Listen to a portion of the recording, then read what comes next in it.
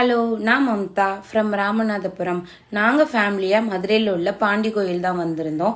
எதுக்காகனா எங்கள் அக்கா பையனுக்கும் என் பையனும் நல்லபடியாக பிறந்ததும் பொங்கல் வச்சு சாமி கும்பிடுறதா வேண்டுதல் வச்சுருந்தோம். அந்த நேர்த்திக்கடனை செலுத்திட்டு போகிறதுக்காக தான் நாங்கள் வந்திருந்தோம்.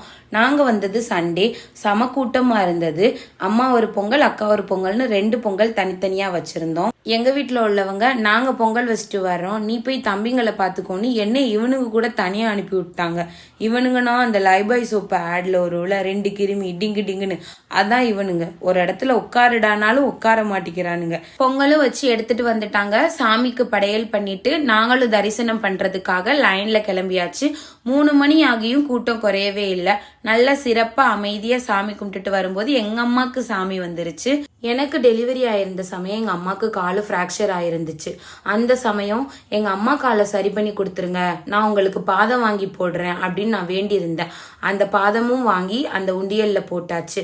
கோவிலில் பக்கத்தில் இருந்தவங்களுக்கும் பொங்கல் கொடுத்துட்டு நாங்களும் ஃபேமிலியாக உட்காந்து பொங்கல் சாப்பிட்டுட்டு இருந்தோம். என் பையனுக்கு மட்டும் பொங்கல் வேணாமா, யார் பெத்த பிள்ளையோன்ற மாதிரி தனியாக உட்காந்து விளையாடிட்டு இருந்தாரு. அண்ணனுக்கும் தம்பிக்கும் விளையாடுறதுக்கு கொஞ்சம் டாய்ஸ் வாங்கிக்கிட்டு நாங்கள் கிளம்பும் போது இந்த அங்கிள் வந்தாங்க. இவங்க யாருன்னு தெரியாது. வாங்கப்பா, கோழி அடித்து சமைச்சிருக்கோம், வந்து சாப்பிட்டுட்டு போங்க அப்படின்னு கூப்பிட்டாங்க. நாங்களும் ஃபேமிலியாக போய் சாப்பிட்டுட்டு அவங்களுக்கு தேங்க்யூ சொல்லிட்டு கிளம்பியாச்சு. என் ஹஸ்பண்டுக்காக நான் கயிறு வாங்கி வச்சுருந்தேன், அதையும் அவங்க கையில் கட்டி விட்டுட்டு அப்படியே ராமேஸ்வரம் கிளம்புனோம். போகிற வழியில் நல்ல மழையை என்ஜாய் பண்ணிவிட்டு வீடு வந்து சேர்ந்தாச்சு. நம்மளோட சேனல் பிடிச்சிருந்துச்சுன்னா லைக் பண்ணுங்கள், மறக்காமல் சப்ஸ்கிரைப் பண்ணுங்கள். பாய்.